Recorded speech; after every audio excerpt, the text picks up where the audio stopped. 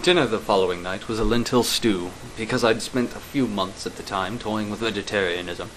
But I got hungry again, around 8 o'clock, and I demolished some microwavable cheese bread. Then I went downstairs and looked at the machine. It was mostly my computer, though it had accumulated some parts of a scientific calculator, 5 cellular phones, and something organic. Oh, right, the rat brains. Lit by the dusty glow of the hall outside, the display was hideous and macabre, the ungainly asymmetric spectacle marred by the little red LED lights and the analog clocks that I had stripped to serve as gauges.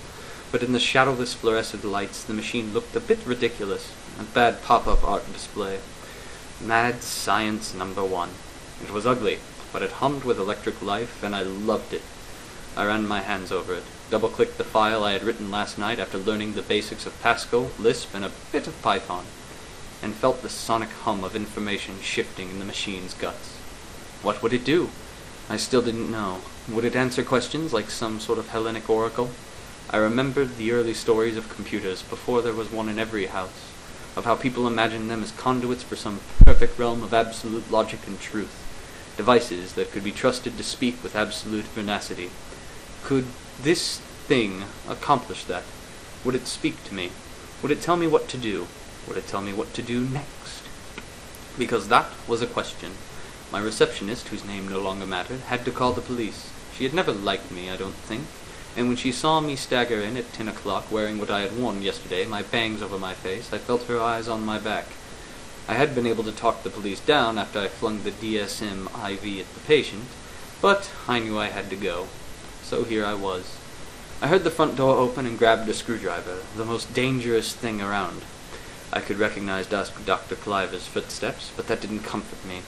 I was thinking more clearly, but still I felt fear and anger at the possibility of being discovered.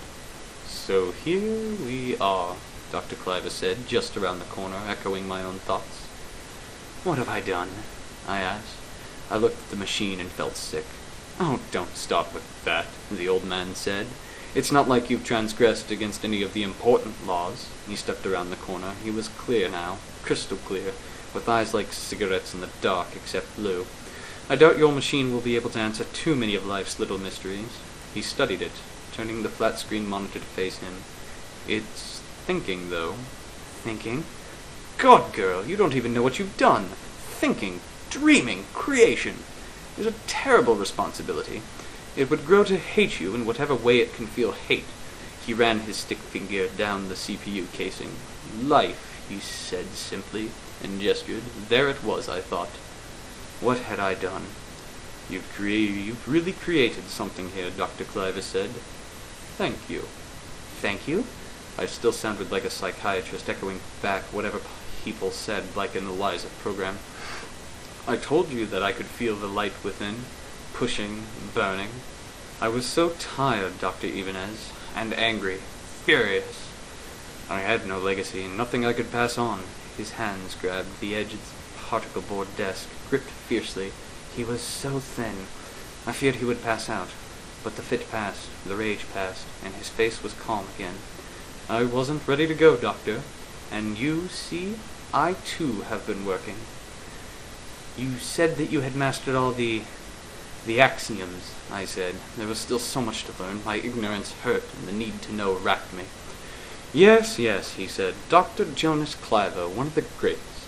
But what did Dr. Jonas Cliver accomplish in his long, sad life? Nothing. Nothing. A life of destitution and scorn. But still, I want more. More of what? Just more. There must be something, some purpose, some meaning. Oh God, there must be some point to all of this. I watched my friends die, watched the rockets we made fall from the sky to rot in the fields in Ohio or Ukraine. What was that for?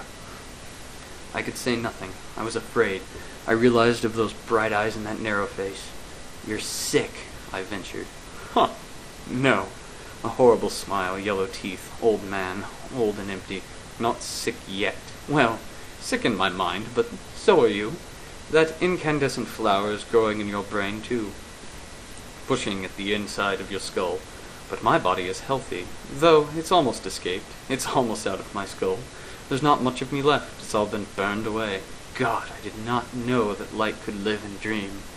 He touched the CPU again. The gray matter, held in the little Pyrex containers, quivered. So, thank you, Dr. Ibanez, he said, because I am not done yet, and you have crafted the means of my escape that I had worked so hard. So many died before I learned how to preserve the intellect and the light of my genius beyond the physical body. My workshop is an abattoir. Dead skin has piled up under my fingernails, and I can always smell it. I fear other people can too. Can you smell the rot? But soon I'll be free of all of that, thanks to you. Of course, it will take time for me to grow strong, time in which, well, trust has always been in limited supply among the inspired. My knees were weak, but when he drew the little silver ray gun, I almost laughed. It looked like a toy. Silly, I know, he said, and for a hideous moment we shared our mirth. I never kept up with the fashions, but you will die, Doctor. I didn't have time to make adjustments, and it will hurt. I'm sorry. He wobbled, but only for a second, not long enough for me to react. He was so tired. No, not tired. What frantic atrocities he had committed in the past few weeks of work. When he had slept, even I had slept, though the dreams were often worse than the work. No, wait. When had he eaten? He was not sick, he said. No, he had not eaten. He had starved himself. Perhaps part of the preparations for his transformation? No. Pure madness, desperation, monomania. His eyes were on that perfect light, not of this world. Tell me more first, I said. I tried not to close my eyes, because if I did I knew I'd feel the searing heat of that silly little ray gun. Why? He asked. Because you owe me, I said, nodding towards the machine. Because I did this. So we spoke late into the night.